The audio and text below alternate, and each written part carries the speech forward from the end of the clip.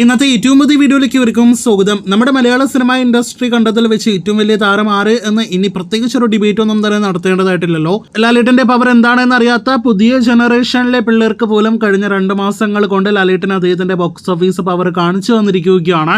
എന്തായാലും എമ്പുരാൻ തുടരും എന്നീ സിനിമകളിലൂടെ ലാലേട്ടൻ നേടിയെടുത്തിരിക്കുന്നത് ഏകദേശം 500 കോടിയോളം വേൾഡ് വൈഡ് തിയേറ്റർ കളക്ഷൻ ആണല്ലോ. ലാലേട്ടൻ സിനിമകൾക്ക് പോസിറ്റീവ് വന്നാൽ എന്ത് സംഭവിക്കും എന്നൊക്കെ കാണിച്ചു തരുന്ന സിനിമകളായിട്ടാണ് 2 സിനിമകൾ മാറിയിരിക്കുന്നത്. ഇതിൽ തന്നെ ഒരു പൂർണ്ണമായ ഒരു പോസിറ്റീവ് അല്ല ഇനിയും ലഭ്യമായത്. ഇനിയും സിനിമയുടെ പൊട്ടൻഷ്യൽ കാണിച്ചു തരാനായിട്ട് കഴിഞ്ഞിട്ടില്ല എങ്കിൽ പോലും മലയാള സിനിമ ഇതുകൊണ്ട് തന്നെ സംതൃപ്തി അടഞ്ഞിരിക്കുകയാണ്. ഇനി ഇന്നത്തെ വീഡിയോയിലെ വിഷയത്തിലേക്ക് വരികയാണെങ്കിൽ ലാലേട്ടൻ 2 സിനിമകളിലൂടെ നേടിയെടുത്ത ആഗോള ബോക്സ് ഓഫീസ് കളക്ഷൻ നമ്മുടെ മെഗാ താരം മമ്മൂട്ടി ചേട്ടന് 11 സിനിമകളുടെ കളക്ഷൻ കൂട്ടിയിട്ട് പോലും കിട്ടിയിട്ടില്ല എന്ന ഞെട്ടിക്കുന്നൊരു വസ്തുതയാണ് പുറത്തു വന്നിരിക്കുന്നത്. 2022 തിയേറ്ററുകളിലേക്ക് എത്തിയ ഭീഷ്മപർവം മുതൽ ഈ വർഷം തിയേറ്ററുകളിലേക്ക് എത്തിയ ഏറ്റവും പുതിയ കൊമേഴ്ഷ്യൽ പടം ബസൂക്ക വരെയുള്ള 11 മമ്മൂട്ടി കേന്ദ്ര കഥാപാത്രത്തെ അവതരിപ്പിച്ച സിനിമകളുടെ കളക്ഷനാണ് കൂട്ടിയിരിക്കുന്നത്. 11 സിനിമകളുടെ ഏകദേശം 450 കോടിയോളം രൂപ മാത്രമേ മമ്മൂട്ടി ചേട്ടന് വേൾഡ് വൈഡ് ബോക്സ് ഓഫീസിൽ നേടിയെടുക്കാനായിട്ട് കഴിഞ്ഞിട്ടുള്ളൂ. നമുക്ക് എല്ലാവർക്കും അറിയാം ഈ 11 സിനിമകളിലെ ഭൂരിഭാഗം സിനിമകളും ആദ്യ ദിവസം തിയേറ്ററുകളിലെ പോസിറ്റീവ് നേടിയെടുത്ത സിനിമകളാണ് എന്ന്.